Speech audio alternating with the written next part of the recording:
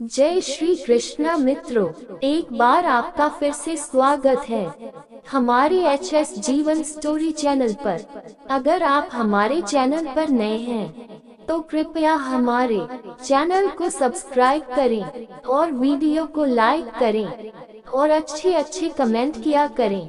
प्रिय दर्शकों, आज हम फिर से एक नई वीडियो, नई जानकारी को लेकर हाजिर हुए हैं आप लोगों के समक्ष। प्रिय मित्रों, आज की जो जानकारी है, आज का जो प्रसंग है, बड़ा ही ज्ञानवर्धक और बड़ा ही मोटिवेशनल है।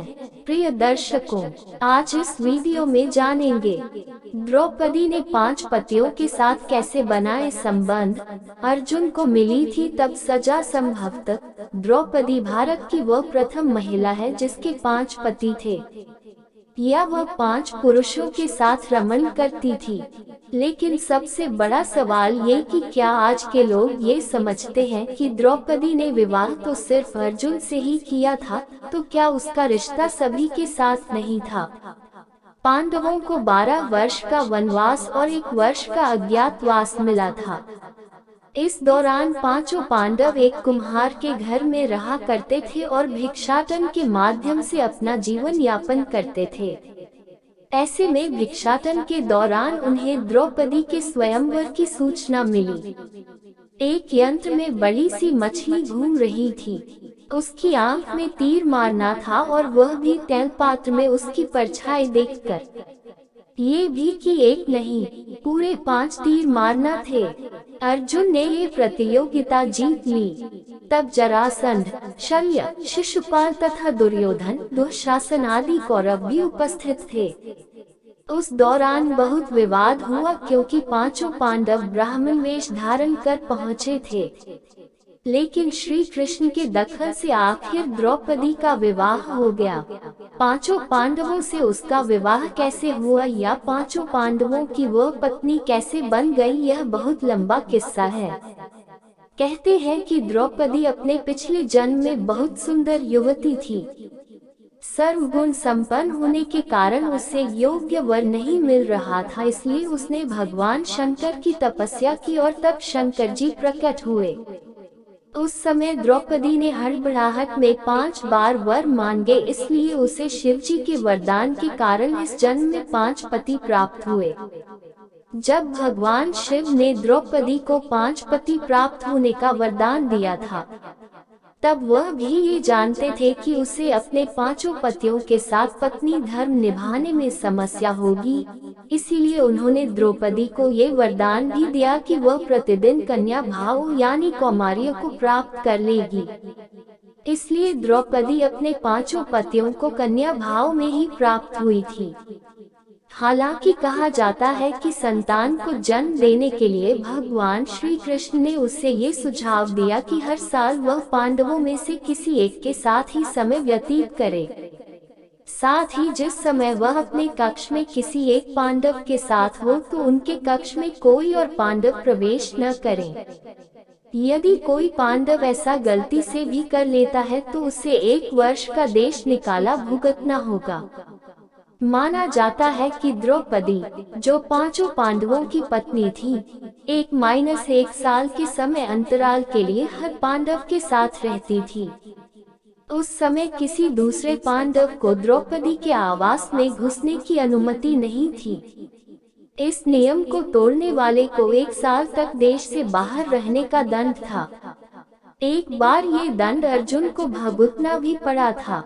अर्जुन और द्रौपदी की 2 वर्ष की अवधि अभी समाप्त हुई थी और द्रौपदी युधिष्ठिर के साथ का 1 वर्ष का समय शुरू हुआ था।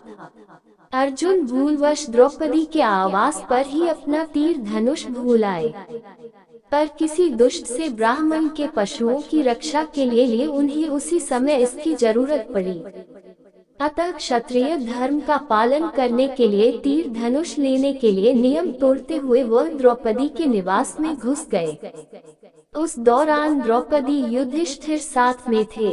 बाद में इसके दंडस्वरूप अर्जुन 2 साल के लिए राज्य से बाहर चले गए। इसी 1 साल के वनवास के दौरान अर्जुन की मुलाकात उलूपी से हुई और वह अर्जुन पर मोहित हो गईं। ऐसे में वह उन्हें खींचकर अपने नागलोक में ले गई और उसके अनुरोध करने पर अर्जुन को उससे विवाह करना पड़ा। कहते हैं कि दोनों 1 वर्ष तक साथ रहे। अर्जुन और नागन्या उलूपी के मिलन से अर्जुन को एक वीरवार पुत्र मिला जिसका नाम इरावान रखा गया। द्रौपदी के 5 पुत्र थे। द्रौपदी ने एक वर्ष के अंतराल से 5 पांडव के एक पुत्र को जन्म दिया था, लेकिन दुर्भाग्य कि इन 5 पुत्रों को अश्वत्थामा ने मार दिया था। द्रौपदी और सत्यभामा संवाद। एक दिन की बात है, पांडव और ब्राह्मण लोग आश्रम में बैठे थे।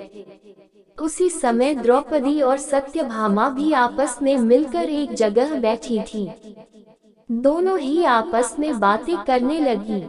सत्यभामा ने द्रौपदी से पूछा, बहन, तुम्हारे पति पांडवजन तुमसे हमेशा प्रसन्न रहते हैं। मैं देखती हूँ कि वे लोग सदा तुम्हारे वश में रहते हैं। तुम मुझे भी ऐसा कुछ बताओ कि मेरे श्याम सुंदर भी मेरे वश में रहें।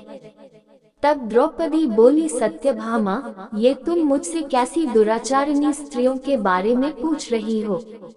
जब पति को यह मालूम हो तो वह अपनी पत्नी के वश में नहीं हो सकता। तब सत्यभामा ने कहा, तो आप बताएं कि आप पांडवों के साथ कैसा आचरण करती हैं? उचित प्रश्न जानकर तब द्रौपदी बोली, सुनो, मैं अहंकार और काम क्रोध को छोड़कर बड़ी ही सावधानी से सब पांडवों की स्त्रियों सहित सेवा करती हूँ। मैं ईर्ष्या से दूर रहती हूँ, मन को काबू में रखकर कटु भाषण से दूर रहती हूँ, किसी के भी समक्ष असभ्यता से खड़ी नहीं होती हूँ, बुरी बातें नहीं करती हूँ और बुरी जगह पर नहीं बैठती। पति के अभिप्राय को पूर्ण संकेत समझकर अनुसरण करती हूँ।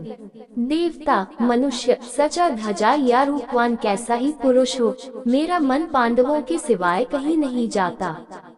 उनके स्नान किए बिना मैं स्नान नहीं करती, उनके बैठे बिना स्वयं नहीं बैठती।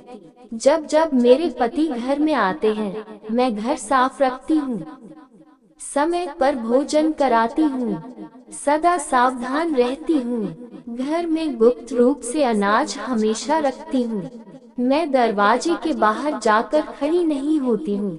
पतिदेव के बिना अकेले रहना मुझे पसंद नहीं।